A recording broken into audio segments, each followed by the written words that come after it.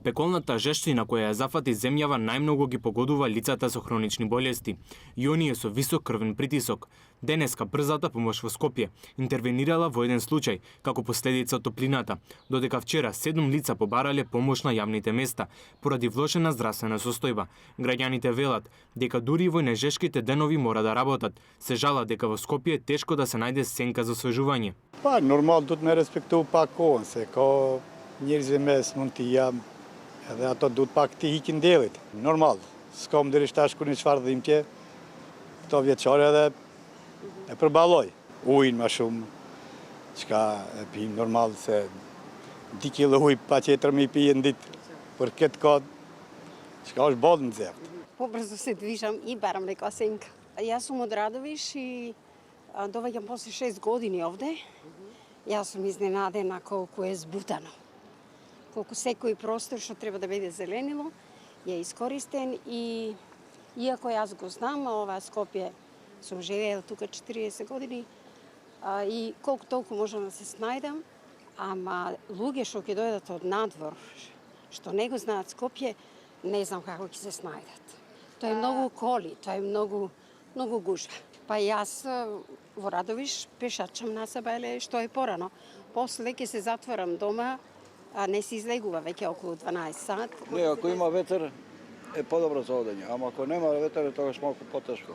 Не можам, ја имам стар човек у години, а морам па сега само трета смена да одам на работа и тоа е тоа.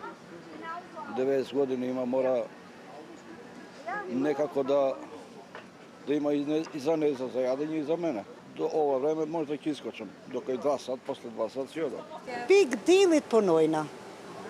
Dili më i fortë që na dalë mi punojna, se pa punë s'ka. Për në përara, në përfusha, që këtone të kulloret, në 4, që mi e falmi sabahin, bismillah, më sarina shkon punë në përara, flat, ben këtu, edhe këtu e kina flat, qashtu se Zoti është i ma. Во меѓувреме, Институтот за јавно здравје апелира лицата над 65 години да избегнуваат престој на сонце за време на високи дневни температури. Од постарите лица се бара да избегнуваат изложеност на сонце како и работа на отворено помеѓу 11 и 17 часот. Оваа група луѓе е најмногу изложена на здравствени проблеми поврзани со топлината. Поради тешкото прилагодување на температурните промени, тие имаат поголема веројатност да имаат хронични здравствени состојби.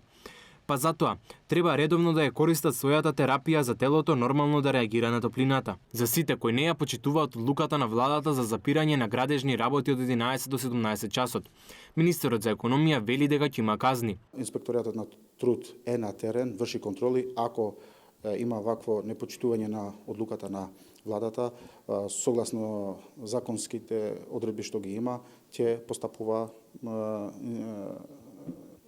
постапуваат инспекторите, односно трудовиот инспекторат. Пеколната жештина ќе продолжи во наредните денови. Надлежните институции апелираат граѓаните да не излегуваат без потреба. Во меѓувреме, метеоролозите најавуваат многу суво и топло време.